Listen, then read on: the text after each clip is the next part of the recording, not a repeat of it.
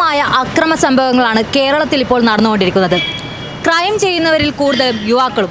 എന്തുകൊണ്ടാണ് ഇത്തരം സംഭവങ്ങൾ തുടർച്ചയായി സംഭവിക്കുന്നത്? നമുക്ക് ചോദിച്ചു നോക്കാം. വളർത്തുദോഷം കൊണ്ടായിരിക്കും, ലഹരി കൊണ്ടായിരിക്കും, ചില കൂട്ടുകെട്ടുകളുണ്ടായിരിക്കും, അങ്ങനെ പല പല കാരണങ്ങൾ കൊണ്ടായിരിക്കും.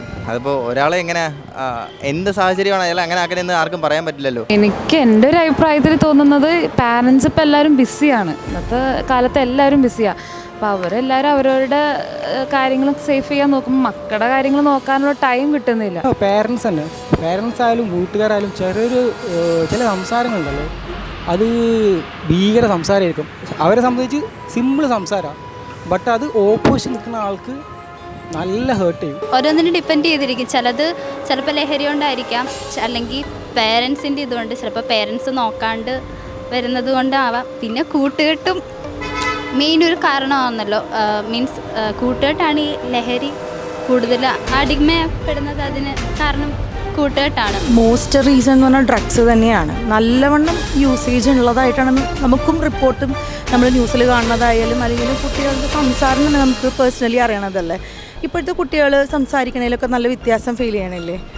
എല്ലാവരും അല്ല, വളരെ കുറച്ച് വിഭാഗം, എല്ലാവരെയും പറയാൻ പറ്റില്ല, കുറച്ച് വിഭാഗക്കാർ ഡ്രഗ്സ് വലിയൊരു ഇമ്പോർട്ടൻസ് കൊടുക്കുന്നുണ്ട്. ഈ വയലൻസ് എന്ന് പറയുന്നത്, വയലൻസ് വീട്ടിൽ തന്നെ നമ്മളൊന്ന് കൺട്രോൾ ചെയ്ത് കഴിഞ്ഞാൽ കുറേ ബെറ്റർ ആവുമെന്ന് തോന്നുന്നു. ഓരോ ഇഷ്യൂ ഡ്രഗ്സിൻ്റെ യൂസ് ആകാൻ കൂടുതലൊന്നും എനിക്ക് തോന്നുന്നത്. വേറെ ഒന്നും ഇൻഫ്ലുവൻസ് ആവേണ്ട ആവശ്യമില്ല, അല്ലെങ്കിൽ പാരൻറ്റിങ് ആകാം. ഒരിക്കലും മൂവി അതിൽ ഇൻഫ്ലുവൻസ് ചെയ്യുന്നിട്ട് ഞാൻ ഒരിക്കലും യോജിക്കുന്നില്ല.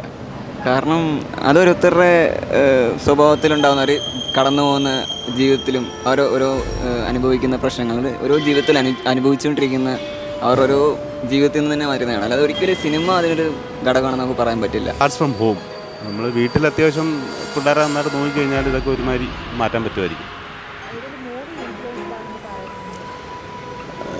മൂവീസ് ടു ആൻ എക്സ്റ്റെൻറ്റ് നമ്മളിപ്പോൾ ഈ കാണാൻ, അതും ശരിക്കും ഒരു പേരൻറ്റിങ്ങിൻ്റെ ഫാക്ടറാണ്. അപ്പോൾ നമ്മളിപ്പോൾ പിള്ളേർ എന്ത് മൂവീസാണ് കാണേണ്ടതെന്ന് തീരുമാനിക്കുന്നത് പേരൻസ് ആയിരിക്കണം, അപ് ടു എൻ ഏജ്.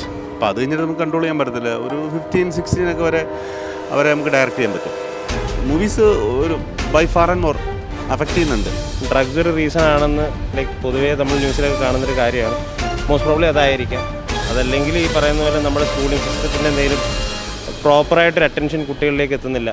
പിന്നെ സോഷ്യൽ മീഡിയ ഭയങ്കരമായിട്ട് ഇൻഫ്ലുവൻസ് ചെലുത്തുന്നുണ്ട്. ഏറ്റവും കൂടുതൽ കാരണം അവരുടെ മാതാപിതാക്കൾ തന്നെയാണെന്ന് തോന്നാം. അവർ എന്തൊക്കെയാണ് ചെയ്യണമെന്നുള്ളത് അന്വേഷിക്കാൻ അവർക്ക് സമയമില്ല. കൂടുതൽ ആൾക്കാർക്ക് അങ്ങനെയാണ്. എപ്പോഴും ഒരു കോണ്ടാക്റ്റ് ഇല്ലാത്ത രീതിയിലാണ് പിള്ളേരെ വളർത്തുന്നത്.